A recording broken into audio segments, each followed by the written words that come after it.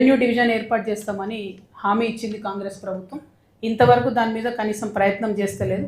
కాబట్టి Aleru revenue division ఏర్పాటు చేయాలని చెప్పి నేను డిమాండ్ చేస్తూ ఉన్నాను. దాంతోపాటు భూదాన్ పోచంపల్లిలో Indian Institute of Handloom Technology అనేటటువంటి యూనివర్సిటీ ఇక్కడికి రావాలి అన్నది, అంటే దీన్ని ఆల్మోస్ట్ ఐఐటి ఆఫ్ హ్యాండ్లూమ్స్ కింద కన్సిడర్ చేస్తారు కాబట్టి అది భూదాన్ పోచంపల్లిలో రావాలని ప్రజలు కోరుకుంటున్నారు. కానీ ముఖ్యమంత్రి గారు ఫ్యూచర్ సిటీలో పెడదామని ప్లాన్ చేస్తున్నారు. అట్లా కాకుండా ఎక్కడైతే చేనేత కార్మికులు పెద్ద ఎత్తున ఉన్నారో, ఎక్కడైతే ఆ స్టూడెంట్స్ చూసి డైరెక్ట్గా పని నేర్చుకోగలుగుతారో, ఎక్కడైతే ఆ రెండింటి అనుసంధానం చేయడం ఈజీ అవుతుందో ఆ ప్లేస్లో ఈ ఇన్స్టిట్యూట్ పెట్టాలని చెప్పి నేను డిమాండ్ చేస్తూ ఉన్నాను. అదేవిధంగా మన యాదాద్రి జిల్లాలో తుర్కపల్లిలో గ్రీన్ ఇండస్ట్రియల్ పార్క్ కడతామని చెప్పి ఒక 61 మంది రైతుల దగ్గర నుంచి 93 ఎకరాలు ఇదివరకే తీసుకోవడం జరిగింది. కానీ ఇంతవరకు అందులో ఒక్క ఇండస్ట్రియల్ యూనిట్ కూడా రాలేదు. మరి ఏమవుతుందన్న ఎక్స్ప్లెనేషన్ ప్రజలకు ఇవ్వాలి. ఎందుకంటే రైతుల దగ్గర నుండి ల్యాండ్ తీసుకుంటారు, ఏమాత్రం కూడా జవాబుదారీతనం లేదు. నిన్న బస్వాపూర్లో కూడా పాపం ఆ ఊరోళ్ళ ల్యాండ్ అంతా పోంగా ఇంకొక 60 ఎకరాలు సేకరించారు. మళ్ళీ ఎందుకు అంటే పార్క్ కడతామని. పార్క్ ఎందుకు అంటే అటు సైడ్ యాదాద్రి నుంచి వచ్చే వాళ్ళకు మధ్యలో బస్వాపూర్ కూడా ఒక టూరిజం స్పాట్గా డెవలప్ చేయాలనే ఆలోచన ఉండే కాబట్టి పార్క్ కడదామన్నారు. కానీ ఘోరం ఏంటంటే ఇంతవరకు అసలు అది నోటిఫై చేసిరా చేయలేదో కూడా చెప్తలేదు గవర్నమెంట్. సో చుట్టుపక్కల ఉన్న ల్యాండ్స్ ఏమో కోట్ల రూపాయలు పలుకుతున్నాయి.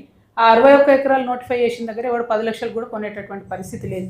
ఆ రైతులందరూ నిన్న చాలా బాధతో ఆవేదనతో మాకు చెప్పుకున్నారు. కలెక్టర్ గారు నేను డిమాండ్ చేస్తూ ఉన్నా, ఆ పార్క్ ల్యాండ్ మీరు నోటిఫై చేసిండ్రా చేయలేదా, ప్రజలకు అట్లీస్ట్ ఆ క్లారిటీ ఇస్తే వాళ్ళు మంచిగా బతికేటటువంటి పరిస్థితి ఉంటుందని కూడా నేను కోరుతా ఉన్నాను. అదేవిధంగా మరి ఇక ఇంతకుముందే నేను చెప్పినట్టు చేనేత కార్మికులకు కంప్లీట్గా ఇచ్చేటటువంటి చేనేత భరోసా అంతా కూడా పెండింగ్ ఉన్నది.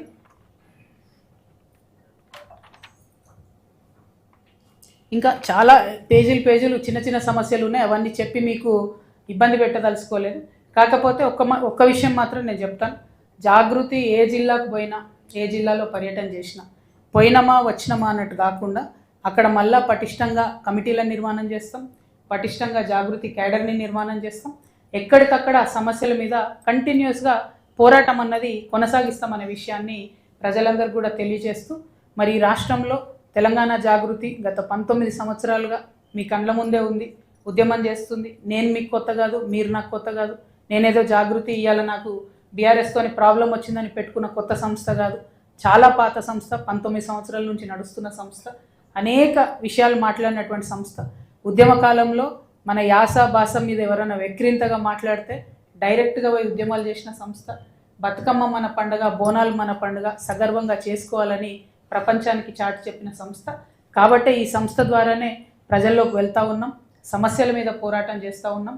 నేను ఓట్ల కోసం కాకుండా ప్రజల కోసం పనిచేస్తున్నా అనే విషయాన్ని మళ్ళొకసారి తెలియజేస్తూ ఉన్నాం. ఎందుకంటే మొన్న హైదరాబాద్లో ఎలక్షన్ లేదు, ఊర్లలో ఎలక్షన్ ఉంది. కాబట్టి మా యాత్రను చేంజ్ చేసుకొని హైదరాబాద్లో పెట్టుకున్నాం. ఇప్పుడు ఊర్లలో ఎలక్షన్ అయిపోయింది కాబట్టి ఇక్కడ ఊర్లలోకి రావడం జరిగింది. అంటే నాయకులు అనేవాళ్ళు ఓట్లు ఉన్నప్పుడే వస్తారు అనేటటువంటి ఆలోచన నుంచి ఒక బ్రేక్ రావాలి. మన తెలంగాణ రాష్ట్రంలో ఒక నూతన రాజకీయంగా ఒక మంచి ఒరవడిని సృష్టించాలనే ఉద్దేశంతో ఈ ప్రయత్నం చేస్తున్నాం. మరి భువనగిరి జిల్లా ప్రజలకు మా ఈ చిన్న ప్రయత్నం ద్వారా 1, 2, 3 సమస్యల పరిష్కారమైనా కూడా మా జన్మ ధన్యమైనట్టుగా నేను భావిస్తాను. Thank you. జై తెలంగాణ, జై జాగృతి. ఒక్కొక్కరు అడగండి. వాటర్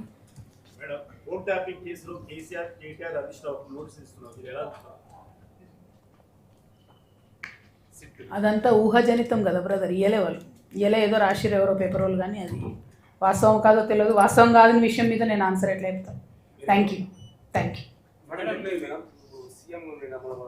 మా మాజీ సీఎం గారు తెలంగాణలో జరిగిన ప్రాజెక్టుల మీద మాట్లాడి, అయితే ప్రభుత్వం కానీ అసెంబ్లీకి వచ్చి మాట్లాడి ప్రెస్ మీట్లు పెట్టడం కాదు, అసెంబ్లీకి రమ్మంటున్నారు. దాని మీద ఒక ప్రతిపక్షం నాయకులు అసెంబ్లీకి రామని అడుగుతున్నారు. దాని మీద కామెంట్. అంటే బీఆర్ఎస్ పార్టీతో నాకు సంబంధం లేదు బ్రదర్. ఆ నాయకులు వాళ్ళు ఏం చేస్తారన్నది వాళ్ళు ప్రజలకు జవాబుదారీగా ఉండాలి. నేను ఆన్సర్ చెప్పలేను దానికి. వీటికి సంబంధించి దాంట్లో మొత్తం అన్యాయం జరిగినట్టు 10 ఏళ్ళలో అన్యాయం జరిగింది అని మీరు కూడా చెప్తున్నారు. నేనేమంటున్నా, నేను నా యాంగిల్, ప్రజల యాంగిల్ నేను చెప్తున్నా. బస్వాపూర్లోకి వెళ్ళైతే నీళ్ళు రాలేదన్న విషయం మీకు తెలుసు, నాకు తెలుసు. 5,000 ఎకరాలు తీసుకున్నారు. జస్ట్ చెరువు నిండింది కానీ నిజంగా నింపిన దాఖలాలు లేవు, కాలువలు కట్టిన దాఖలు లేవు, డిస్ట్రిబ్యూటర్ అయిన దాఖలాలు లేవు. ఆ విషయం వాస్తవం. దాని మీద ఎక్స్ప్లెనేషన్ ఎవరు ఇచ్చుకోవాలో, ఏ వేదికలు ఇచ్చుకోవాలో అన్నది వాళ్ళు డిసైడ్ చేసుకోవాలి. అని నేను చెప్పలేను కదా అది. Thank you. ఇంకొకరికి ఇద్దామన్న అవకాశం. మీరు నెక్స్ట్ అన్న. నెక్స్ట్ బాబు. ఓకే. కేసీఆర్ కుటుంబం మీదకి రేవంత్ రెడ్డి విసిరిన బాణం అని మీ ప్రత్యర్థులు అంటున్నారు, ఎట్లా? నేను ఓన్లీ తెలంగాణ ప్రజల బాణాన్ని బ్రదర్, ఇప్పుడు కాదు ఎప్పుడైనా అంతే. ఓన్లీ తెలంగాణ ప్రజల బాణాన్ని. నేను ఎవరి ద్వారా ఆపరేట్ అయ్యేంత సీన్ లేదు, ఎవరికి నన్ను ఆపరేట్ చేసేంత సీన్ లేదు. ఏం బ్రదర్, ఒక్కరి కూర్చోండి అన్న. One second. గతంలో మీరు బీఆర్ఎస్ ప్రభుత్వంలో కీలకంగా ఉన్నారు, అప్పుడే ట్రిపుల్ ఆర్ అలైన్మెంట్ వచ్చింది, గెజెట్ నోటిఫికేషన్ వచ్చింది. ఇప్పుడు మళ్ళీ రైతులు మిమ్మల్ని ఏ విధంగా నమ్మమంటారు అని చెప్పేసి అంటే ఇక్కడ ఒకటి కూర్చోండి బ్రదర్. ఇక్కడ ఒక విషయం దయచేసి తెలంగాణ ప్రజలందరూ కూడా గమనించాలి. నేను కీలకంగా ఉన్నాను మీరు రాసింది, నేను కీలకంగా లేని ఏం లేదు. ఒక టీచర్ ట్రాన్స్ఫర్ కూడా చేసుకునే పరిస్థితి లేకుండా. ఒకటి. రెండు, నేను పదే మీకు విన్నవిస్తూ వస్తూ ఉన్నా. ఆ 10 ఏళ్లలో కూడా నేను ఓన్లీ 5 ఏళ్ళే యాక్చువల్గా ఒక పొజిషన్లో ఉన్నప్పుడు కూడా నన్ను ఓన్లీ నిజామాబాద్ వరకు పరిమితం చేయడం జరిగింది. అది వాస్తవం, రాజకీయంగా కట్టడి చేసి, అందులో డౌట్ ఏం లేదు. కాబట్టే ఇప్పుడు ఇక్కడ ట్రిపుల్ ఆర్ అలైన్మెంట్లో మరి అట్లా అంటే బీఆర్ఎస్ పార్టీ నేతలే 100 పేర్లు చెప్పారు నేను పోయిన దగ్గర, రైతులు కానీ ప్రజలు.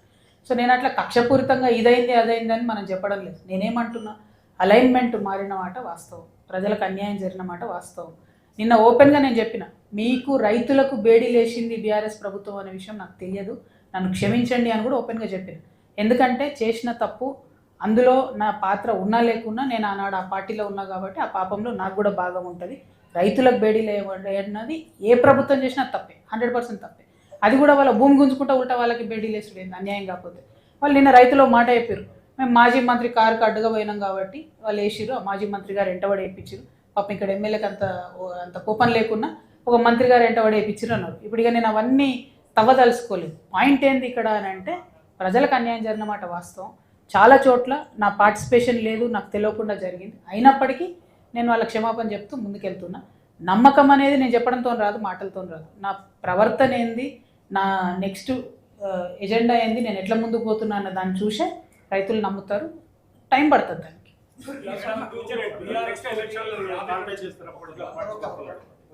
ఓకే, కూర్చోండి.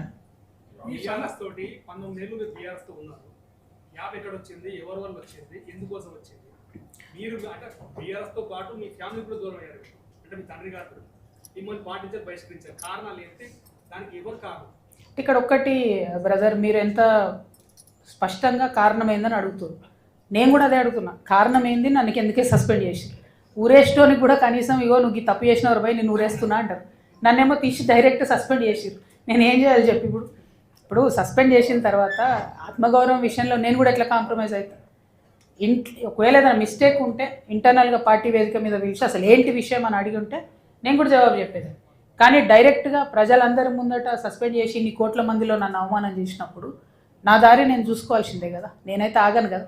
ప్రజల కోసం పనిచేయాలనుకున్నా, నేను బయటకు వచ్చినా డెఫినెట్గా పనిచేస్తాను. సో ఏం జరిగిందన్నది బీఆర్ఎస్ చెప్పాలి. ఇప్పుడు మటుకు మేము చెప్పము, మేము ఆమె విఘ్నతకే వదిలేస్తున్నాం అని చెప్పి చాలా డిప్లొమాటిక్గా తప్పించుకుంటున్నారు. ఇవాళ కాకపోతే రేపు కాకపోతే ఎల్లుండో చెప్పాల్సినటువంటి సందర్భం వస్తుంది. ఆ టైంలో ప్రజలే అడుగుతారు. నాదేం లేదు, నన్ను సస్పెండ్ చేసిరు, 101% నా తప్పు లేదు అనేది నా భావన. పార్టీ కారణం అడగలేదు. సో నా పని నేను చేసుకుంటూ వెళ్తున్నా. మీరు అన్నారు బ్రదర్, ఇందాక అడిగినారు ఏంటి మీ ఫ్యూచర్ అని. 2029లో ఎన్నికలు వస్తాయని అనుకుంటున్నాను నేను. వచ్చినప్పుడు మాత్రం మేము ఖచ్చితంగా బరిలో ఉంటాం. Thank you. జై తెలంగాణ అమ్మ. సినిమా వాళ్ళ గురించి నాకు తెలియదు బ్రదర్. నువ్వు అట్లా గమ్మత్ ప్రశ్న అడిగితే కష్టం, నాకు తెలియదు వాళ్ళ గురించి. అయినా తెలియదు, నాకు సంగతి తెలియదు. Thank you. జై తెలంగాణ, జై జాగృతి.